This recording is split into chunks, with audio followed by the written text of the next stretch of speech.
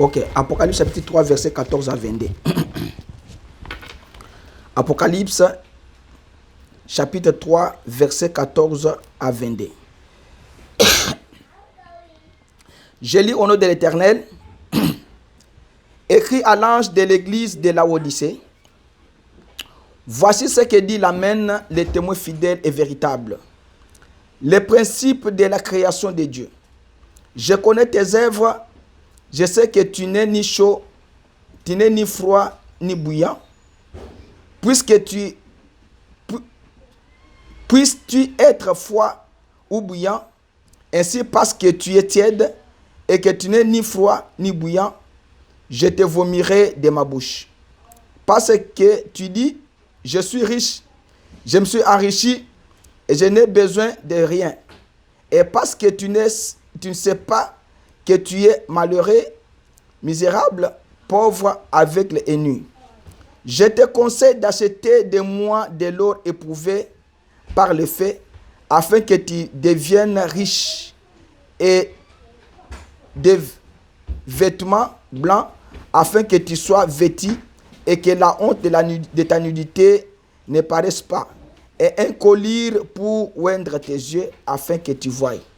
Moi, je reprends et je châtie tout ce que j'aime. Et donc, disait-elle, et répands-toi. Voici, je me tiens à la porte et je frappe.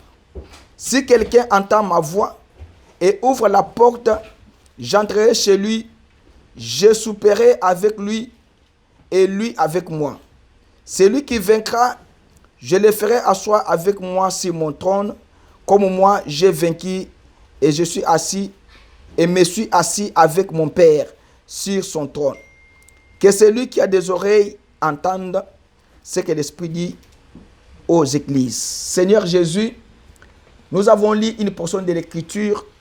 Nous voulons maintenant que tu puisses nous expliquer, Seigneur, ceci. Parce que nous sommes des hommes, Seigneur, nés dans le péché. Seigneur Jésus, nous sommes venus dans le monde en proférant des mensonges. Nous ne pouvons pas, Seigneur, connaître la vérité si le Saint-Esprit ne nous révèle pas la vérité. C'est pourquoi, Seigneur, nous voulons que ce matin, que tu puisses nous parler, Seigneur, et que nous puissions être, Seigneur Jésus-Christ, agréables devant toi. Seigneur, tu as dit, venez à moi, vous tous qui êtes fatigués et chargés, je vous donnerai le repos. Ce matin, nous sommes venus, Seigneur, parce que nous avons des fardeaux. Nous avons des problèmes qui nous entourent. Mais nous sommes venus à la source intarissable qui va nous donner la paix. Donne-nous cette paix-là, Seigneur. Que chacun de nous qui est ici, quand il écoutera ce message, qu'il puisse être béni, Seigneur. Qu'il ne saute pas cet endroit, Seigneur, son cœur brisé, mais qu'il saute avec la joie qu'il avait perdue, Seigneur. Qu'il saute, Seigneur, avec la bonne santé qu'il avait perdue. Qu'il sorte, Seigneur, avec la force qu'il avait perdue. Et que nous puissions, Seigneur, dire réellement, quand toi tu nous parlais, Seigneur, nos cœurs brillaient au-dedans de nous. Nous te disons merci, Seigneur. Bénis les prédicateurs, bénis ceux qui écoutent. Seigneur, ouais, nous, Seigneur, de ton onction spéciale, afin que nous puissions dire des choses venant de toi. Ce n'est pas ma pensée, ce n'est pas les pensées. Déplace-moi du chemin, déplace-les aussi, Seigneur. Nous nous confions en toi, au Saint-Esprit, pour nous expliquer ces textes dans le nom de Jésus-Christ. Amen. Amen. Ok. Je vais dire merci beaucoup pour l'eau. Je vais prêcher ce matin sur un sujet intitulé « Voici, je me tiens à la porte et je frappe ». C'est là où je dois parler de ça. Que celui qui a des oreilles entende ce que l'Esprit dit aux églises. Alors, pour commencer, je vais dire ceci, que il y a quelqu'un qui frappe à la porte et il y a quelqu'un qui doit ouvrir la porte pour que le Seigneur entre chez lui et soupe chez lui.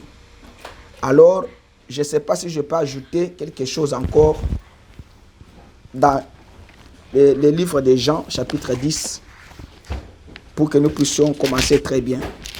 Évangile de Jean, chapitre 10, si je peux trouver ça rapidement. Il dit,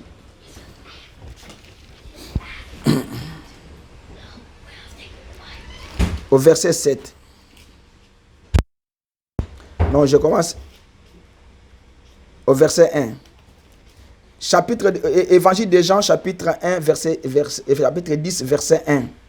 En vérité, je vous l'ai dit, celui qui n'entre pas par la porte dans la bergerie, mais qui monte par ailleurs, est un voleur et un brigand. Mais celui qui entre par la porte est le berger des brebis. Mais celui qui entre par la porte est le berger des brebis. Le portier lui ouvre et les brebis entendent sa voix et il l'appelle par leur nom.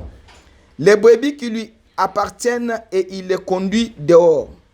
Alors il a fait sortir toutes ses propres brebis et il marche devant elles. Et les brebis les suivront parce qu'elles connaissent sa voix.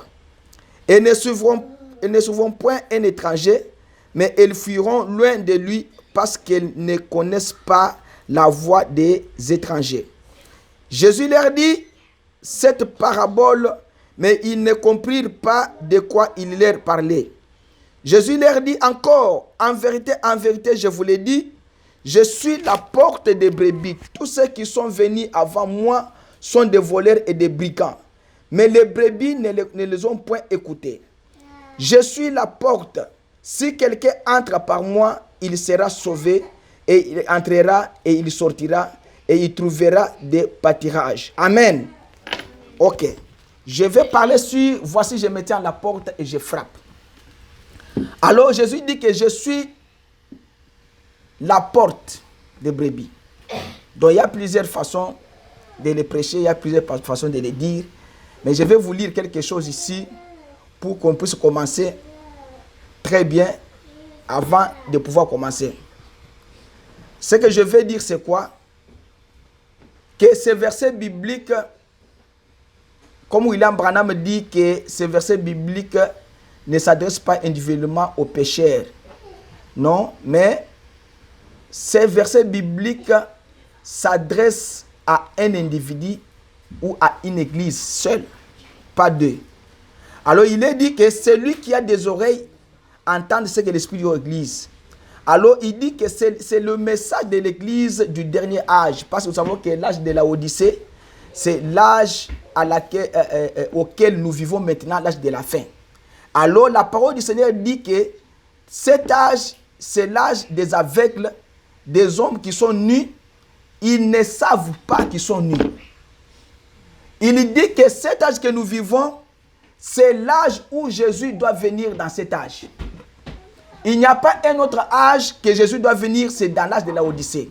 Mais il dit que dans cet âge de la Odyssée, les gens sont aveugles, ils sont nus, et ils se disent qu'ils sont riches, ils se sont enrichis, ils n'ont pas besoin de quelque chose qu'on peut les conseiller. C'est que quelqu'un qui vit dans cet âge, on ne peut pas le conseiller, mais il croit qu'il est riche, il croit il voit, il croit qu'il a des oreilles pour entendre, mais ils n'entendent pas. Parce que Jésus a dit que c'est lui qui a des oreilles pour entendre, qu'il entende ce que l'Esprit dit aux églises. Maintenant, les gens de ce monde, ils n'ont pas des oreilles pour entendre. Ils ont des oreilles, bien sûr, physiquement, mais la voix de Dieu, ils n'entendent pas. Ils ferment leurs oreilles à la voix du Seigneur. C'est dans ces derniers temps que la Bible dit que les gens qui vivent sont nus avec mais ne savent pas.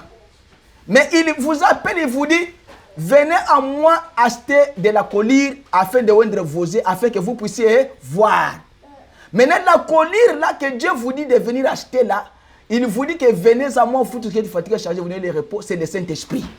Maintenant, si toi tu n'as pas le Saint-Esprit dans cet âge, tu ne verras pas que celui-ci est nu, l'autre ici est nu, et tu ne verras pas même l'enlèvement.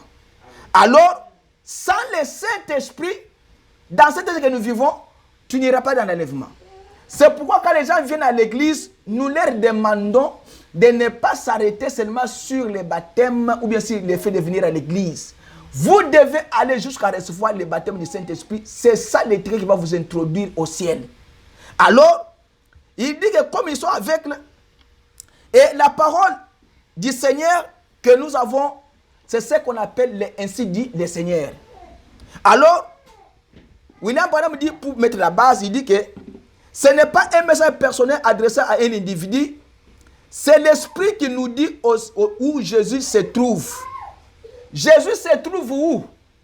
C'est l'unique âge parmi tous les âges de la Bible qu'on a mis Jésus dehors. Les gens n'ont pas écouté Dieu et ne veulent pas écouter Dieu. Alors, quand ils ont mis Jésus dehors, Jésus a quitté l'église. Je vous donne un exemple. Quelqu'un qui est venu habiter chez toi. Toi, tu as une maison, tu as acheté une maison qui est venue habiter chez toi. Tu lui dis que non, je ne veux pas de toi. Tu as fait quoi? Tu l'as mis dehors. Jésus est venu, il a dit que non, moi, je vais travailler avec l'église. Je vais travailler avec ma parole dans l'église. Vous vous dites que non, nous n'avons pas besoin de toi. Quitte. Il va faire quoi? Il va sortir. Il va partir, il ne va pas rester. C'est comme ça que les gens ont chassé Jésus dans leur vie sans le savoir. Vous l'avez chassé parce qu'il dit que je suis dehors, je frappe.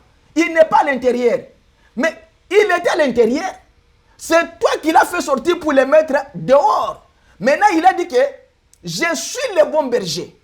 Comme toi, tu es ma brebis, je vais maintenant te récupérer. Il vient et commence à frapper la porte. Il dit, viens, ouvre la porte, moi je vais entrer.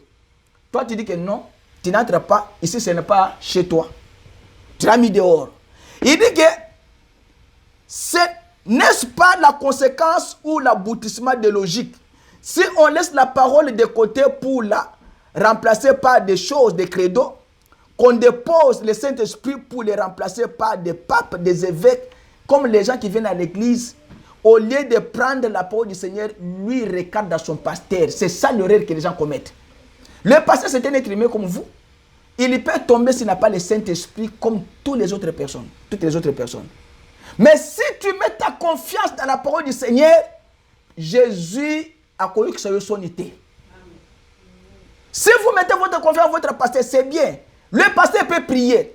Est-ce que toi-même qu'on prie pour? Est-ce que as-tu une vie de consécration? Je peux prier.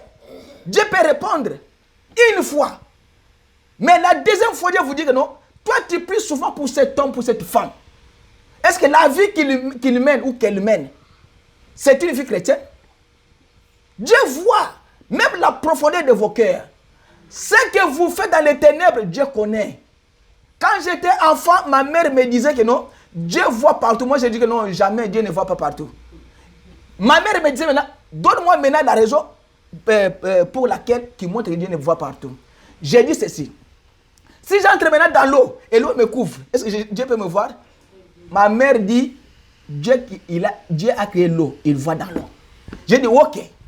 Maintenant, j'entre dans le béton, on me couvre comme ça, il n'y a pas d'espace, même un petit trou que l'air peut entrer. Dieu peut me voir. Ma mère me dit que Dieu voit même dans les ténèbres. Maintenant, j'étais coincé. C'est pour vous dire, les Français ont dit si les murs ont des oreilles et ont des yeux pour voir les choses que les gens font dans des maisons. Quelqu'un qui sort comme ça, tu ne peux pas même les saluer même.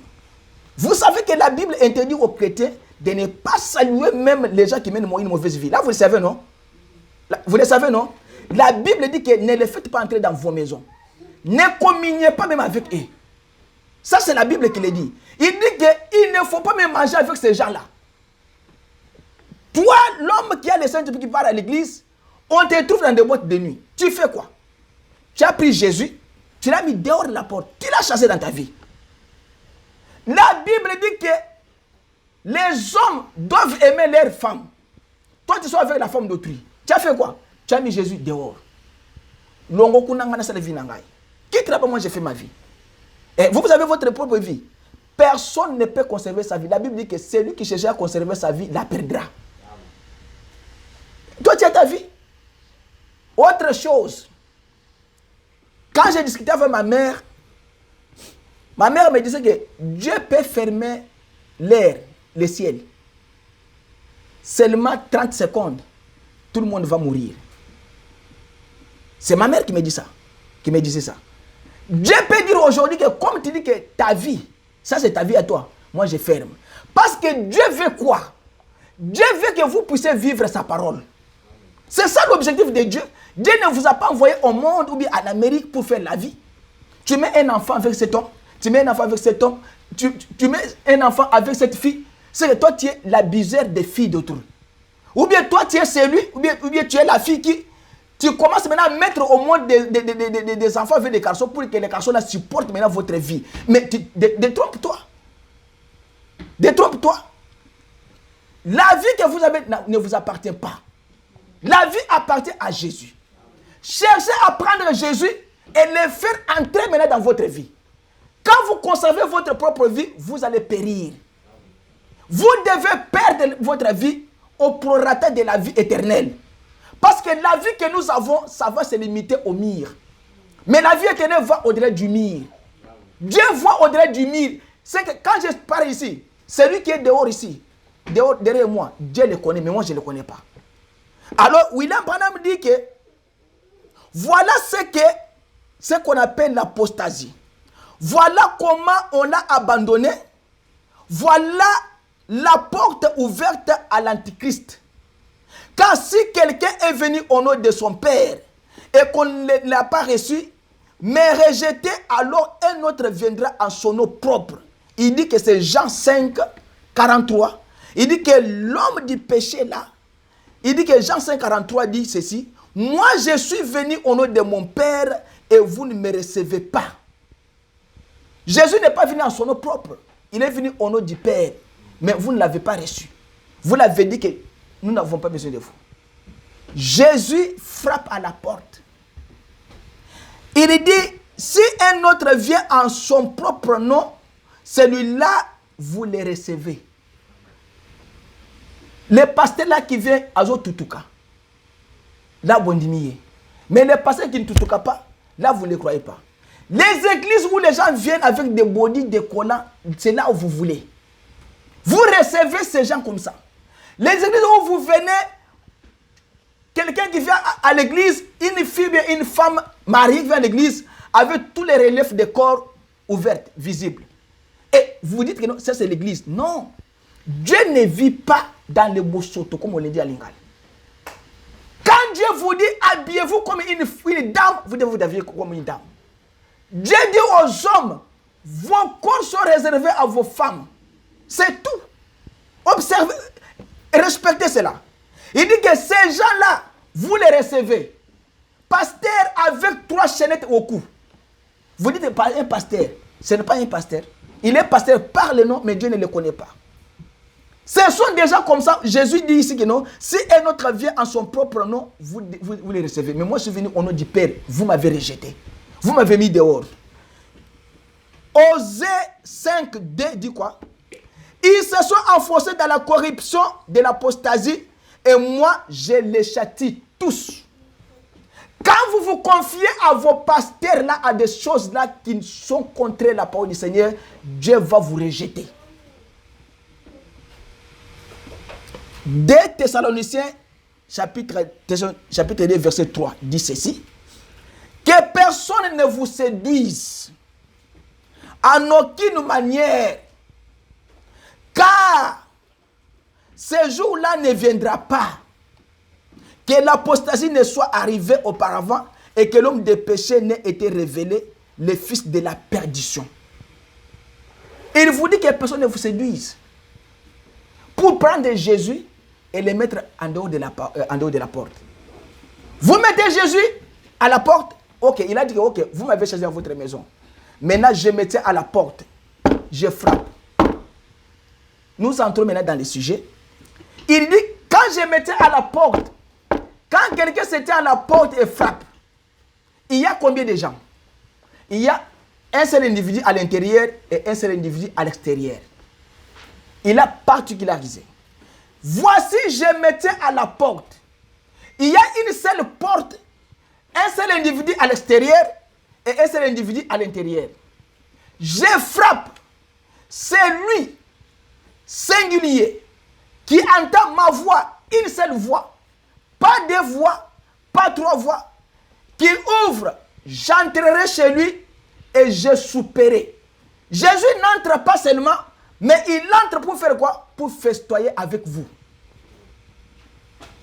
Et il vous dit, moi, je partirai.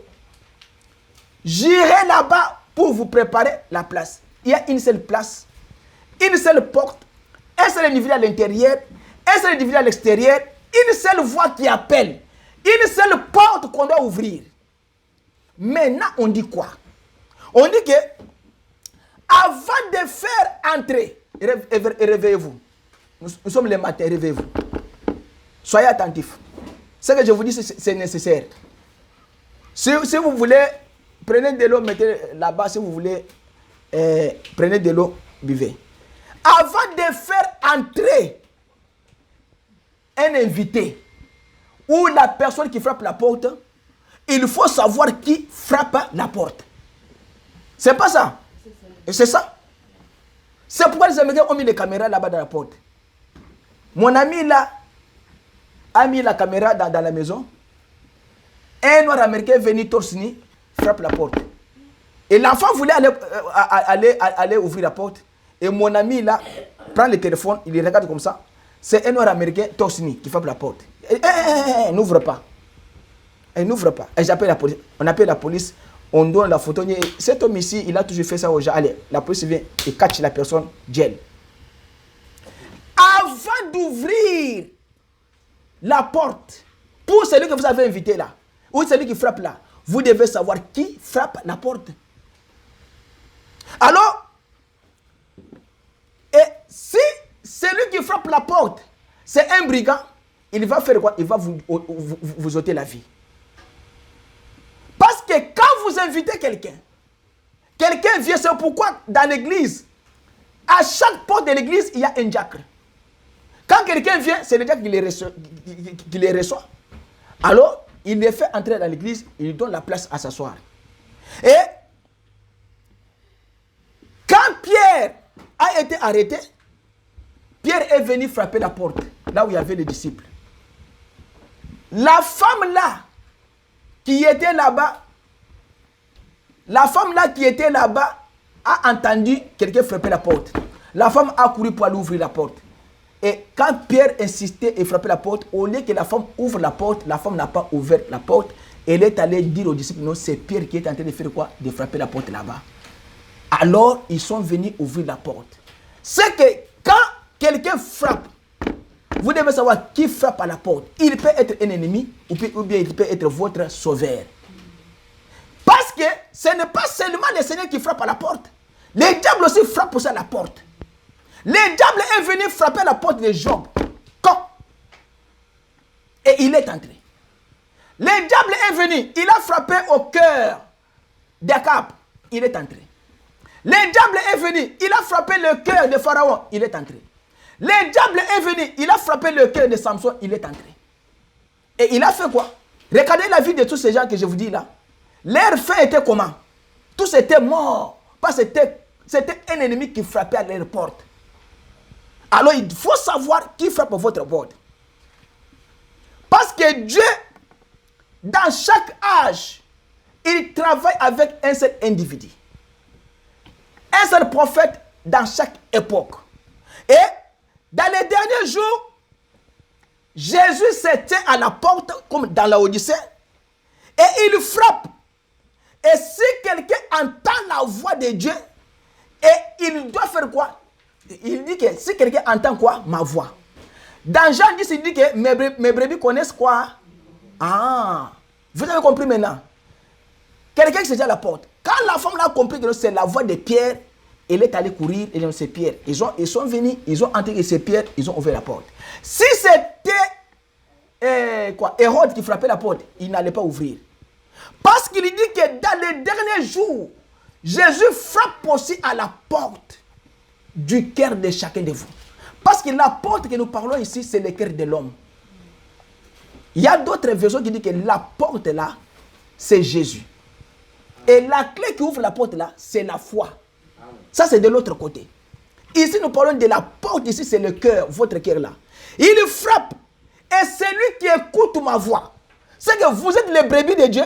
Vous connaissez la voix de votre Père. Parce Parce que les brebis ne peuvent pas suivre un étranger. Ils ne le connaissent pas. Les brebis connaissent la voix de leur berger. Nous connaissons la voix de notre Père. Si moi je vous dis aujourd'hui que Dieu m'a dit, c'est que c'est mon Père, je le connais sa voix. Si quelqu'un vous dit que Dieu m'a dit, c'est parce qu'il connaît la voix de son Père. Alors, Dieu dans ces derniers jours, il travaille avec un seul individu ou un seul prophète dans chaque époque. Et il travaille dans des individus. Il peut venir frapper à la porte de l'autre, de ceci, de cela, individuellement, pas en groupe. Alors, il dit, mais pensez aujourd'hui, les cœurs deviennent des pierres remplies du quoi? Du monde indifférent. L'homme maintenant, au lieu d'avoir un cœur de chair, il a un cœur de pierre. Maintenant, le cœur là qu'on frappe là, c'est comme une pierre. Il refuse. Il dit que moi, je ne veux pas que tu puisses entrer. Écoutez, bien qu'il a entendu que c'est la voix de son berger, mais il a endurci son cœur. Mais la Bible dit que quand vous entendez sa voix, n'endurcissez pas vos cœurs comme du temps de révolte là-bas. Vos cœurs sont remplis des choses du monde, des choses indifférentes. Les membres qui viennent à l'église deviennent des membres tièdes. Tu n'es ni froid, ni chaud. Dieu va faire quoi? Il va te vomir. Il a dit que si tu n'es ni froid, ni bouillant, je dois te vomir de ma propre bouche. Quelqu'un ne peut pas prendre ce qu'il a vomi et manger encore. Non. Dieu ne peut pas le faire. Quand Dieu a chassé l'homme de sa face, c'est fini. Quand Dieu vous chasse dans son économie, va chercher celui qui est supérieur à Dieu pour vous faire entrer dans ses économies. Alors, comme les églises sont devenues tièdes, c'est comme les gens qui entendent la voix de Dieu et ils refusent, parce que j'ai une liste de gens qui ont entendu la voix de Dieu, ils ont rejeté cela. Maintenant, la voix du Seigneur vient, il vous dit, faible, venez, plaidons ensemble. Voilà comment Dieu vous dit. Il vous dit que venez, plaidons ensemble. Venez, communions ensemble autour de la parole. Quand nous communions autour de la parole, nous avons l'amour les uns envers les autres. La haine va partir. Les histoires de se disputer vont partir. Les histoires de manger beaucoup, comme les Américains aiment manger beaucoup, ça va partir. Vous serez un homme de prière, parce que celui qui est votre berger vous a appelé, vous avez ouvert la porte. Alors cet âge que nous vivons, c'est l'âge des aveugles, l'âge des gens qui ont le cœur comme rempli de pierres, des choses du monde, et ils ont fermé la porte à Jésus. Jésus a dit que moi, voici, je me tiens à la porte, je frappe. Si quelqu'un entend ma voix et ouvre la porte, j'entrerai chez lui, je souperai avec lui et lui avec moi. C'est que yo osali soupe bolena Jésus c'est ce qu'il veut dire par là. C'est que toi il dit que je souperai avec lui et lui avec moi. C'est que vous deux, vous avez ce qu'on appelle dîner avec Jésus. Maintenant, il dit quoi? Quand vous refusez d'ouvrir la porte pour Jésus, vous faites quoi? Vous mettez Jésus en échec. Or, l'homme ne peut pas mettre Jésus en échec. Jamais. Jésus a toujours raison dans toutes choses. Jésus-Christ, tu ne peux pas le mettre en échec. Tu dis que non, je suis en Amérique, j'ai fait ma vie, je suis en Angleterre, j'ai fait ma vie. Tu refuses Jésus, tu ne le mets pas en échec. William Branham dit que dans la prédication, c'est l'âge de l'église. Mais laissez-moi dire ceci, on ne met pas notre Seigneur Jésus en échec. Les hommes prétendent ouvrir la porte à Dieu et fermer cette porte.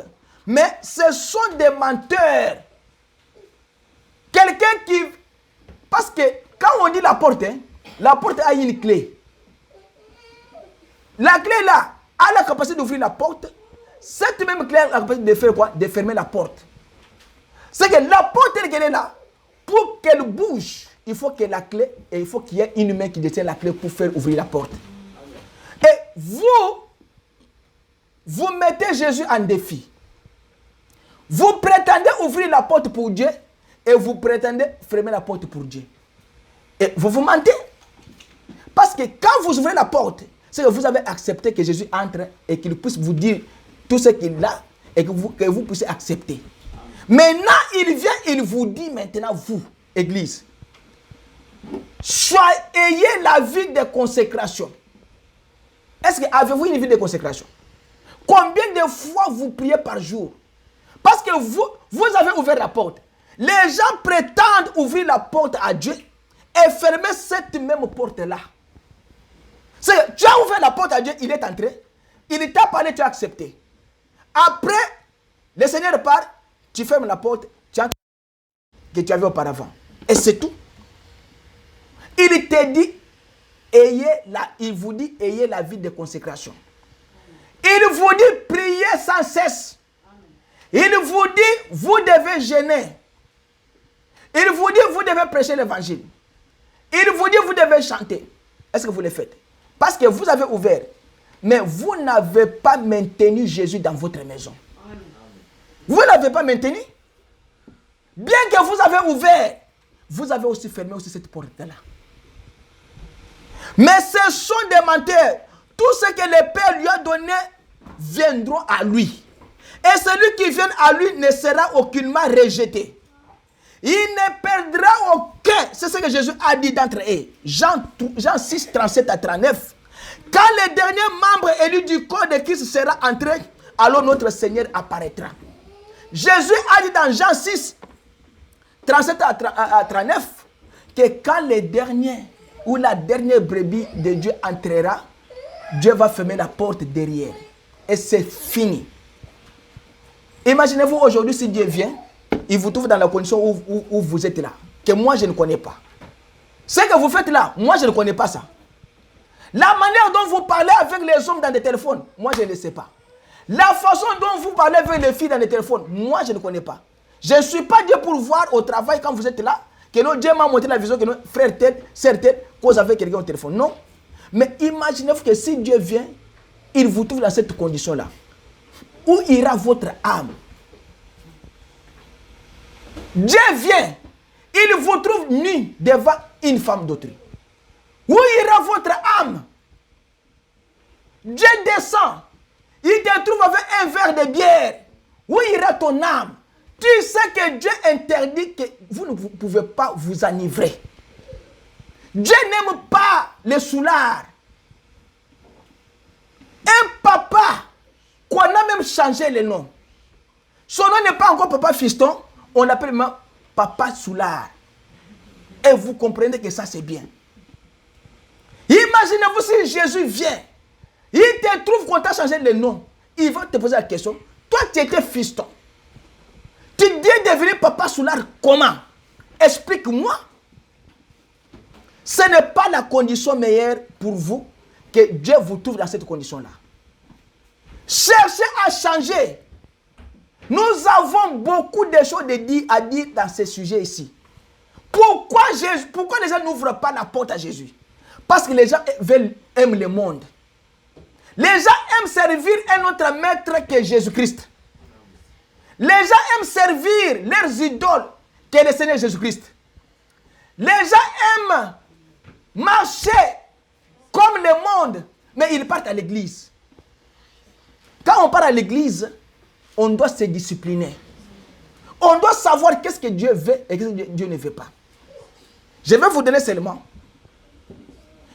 Mais si Dieu frappe à la porte de votre cœur, vous êtes la personne la plus privilégiée du monde. Et si vous saviez combien de personnes, j'ai parlé à beaucoup de gens, que Dieu vous a appelés. Les gens ont refusé, même les filles ont refusé. Après le départ de William Branham, les gens sont morts spirituellement et sont venus se repentir devant William Branham. Quand tu m'avais appelé, réellement, tu m'avais appelé, j'avais refusé. Mais aujourd'hui, je ne peux pas encore être. Parce qu'il y a des gens, il a péché de vous dire que non, cette situation ici, c'est moi qui l'ai créée. Je ne sais pas si je dois m'en sortir. Et il y a un moyen de s'en sortir. C'est un moyen de confesser seulement, de revenir à Dieu. Et c'est tout. Il n'y a pas question de chercher. Non, c'est moi qui ai cherché. Non.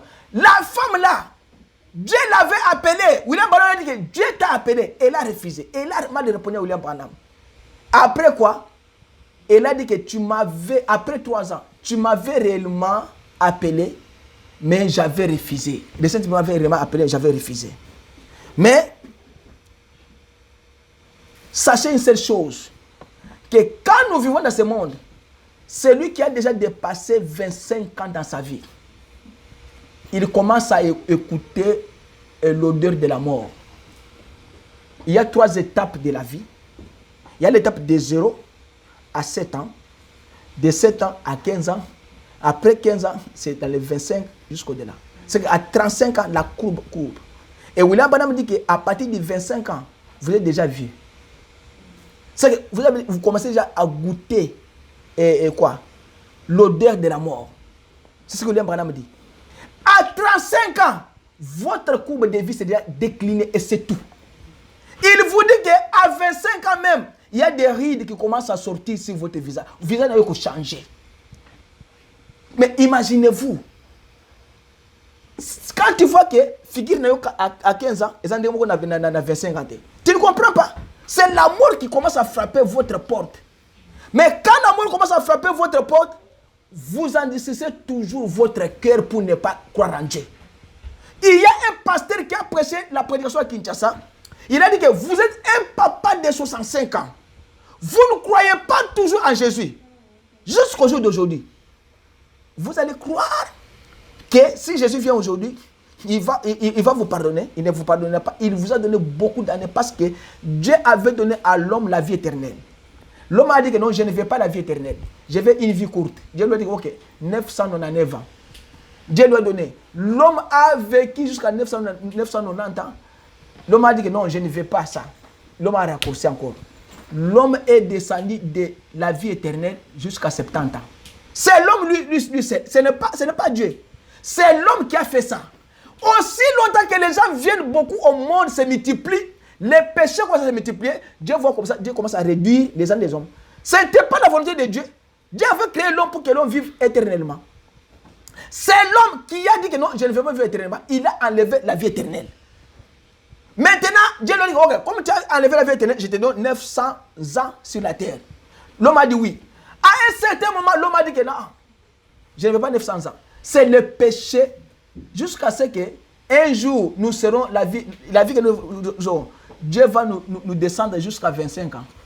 C'est quand tu es 25 ans, tu as déjà des cheveux blancs qui sont déjà de ta tête.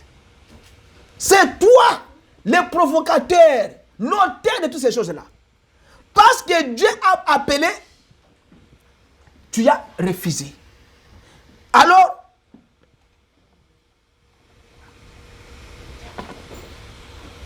tel que vous êtes là, William Branham a prêché des sermons. Il dit aux gens seulement que quand un prophète vient avec un message, ne regardez pas au prophète, regardez au message. Pourquoi? Parce que le prophète là va partir et le message va rester. Les gens regardent. Vous avez regardé à Jésus. Jésus, c'était le corps là que vous avez vu là